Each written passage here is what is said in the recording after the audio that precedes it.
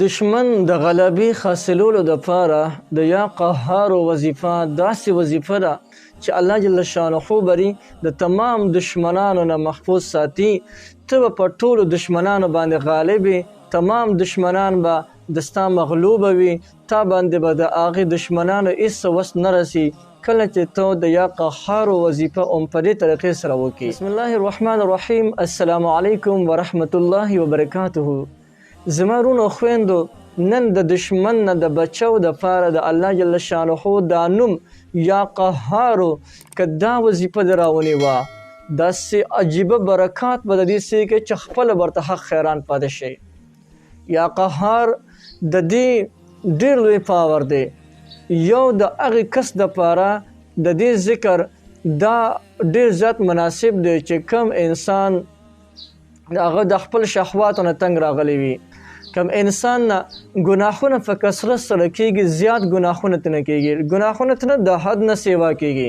لکه بعضې کسان ما ته کله کله وټسپ وکړي، په هغې باندې وایي یا شپه ورځ په ګناهونو کې لیت پیت یمه، ګناهونو کې د دین کارونو ته مې اړه شوق شته نه، او کم د بدې او ناروا کارونه دي بس هغې ته زما مخه شوې ده. او بعضې کسان راته داسې ویلې یو وظیفه راکړه چې زما د مانځه طرف ته مخه شي، مونځ نه کوم، مونځ ته مې ډډې نه لګي. نو ګوره، که کم انسان شپه ورځ په ګناهونو کې مبتلا وي، د خواهشاتو د ختمولو دپاره، د شهوت د ختمولو دپاره د یا قهارو وظیفه راونیسه. تمام د زړه چې دا کم مرضونه دي وغیره، نو تمام شهوتونه به د ستا ختم شي، د ګناه طرف ته به د ستا قطعا توجه نه کېږي. دې نه علاوه د ستا دشمنان دي، نو هغه دشمنانو نه به د الله محفوظ ساتي.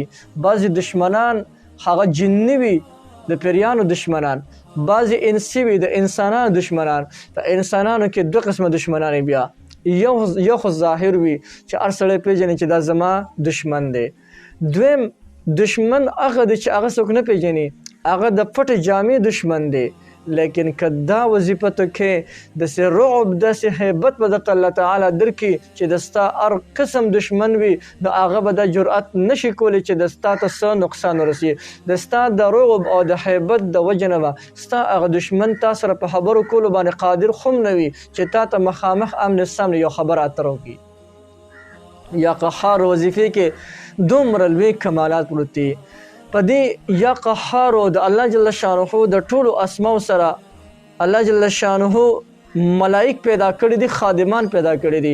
د دې یا قهارو وظیفې د دې د موکل نوم چې دی د هغې نوم دی دهیائیل، او دا داسې زبردسته وظیفه ده، داسې په دې کې چې دا څومره چې کوم دی موکلات دي، نو دا ټول زجر او قوت لري، طاقت لري. الله تعالی دوی ته یو ډېر لوی قوت او طاقت ورکړی دی.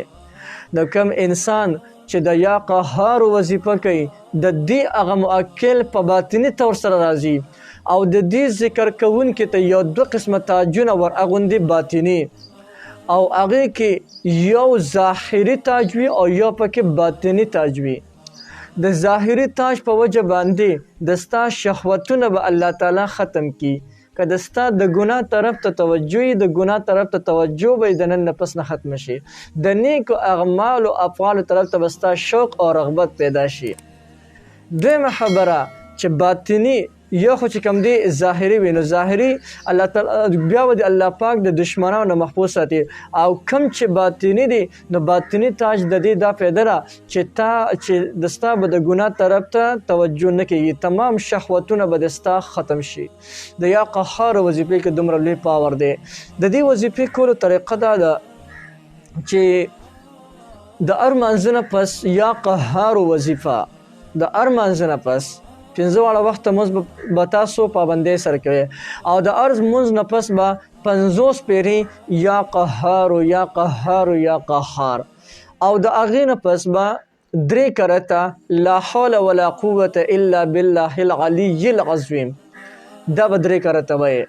نو دا وظیفه هم په دې طریقې سره تاسو جاري او ساري ساتئ او دې نه علاوه که تاسو سره وخت ملاویږي چې د ستا خولې باندې هر وخت دا وظیفه شروع وي یا قهار یا قهار یا قهار، نو چې هر قسم دشمنان وي داسې رعب خیبت به ورته الله تعالی درکړي چې هغه دشمنان به د ډېر خیبت د ډېر یرې د لاسه تا سره په خبرو کولو باندې قادر خو هم نه وي. نو یو ډېره زبردسته وظیفه مې درته وښوله، بالکل یې تاسو کولی شئ. تاسو ټولو ته د دې مکمل اجازه شته دی، هر څوک د دې نه جایزه پیدا بالکل اخیستلی شي.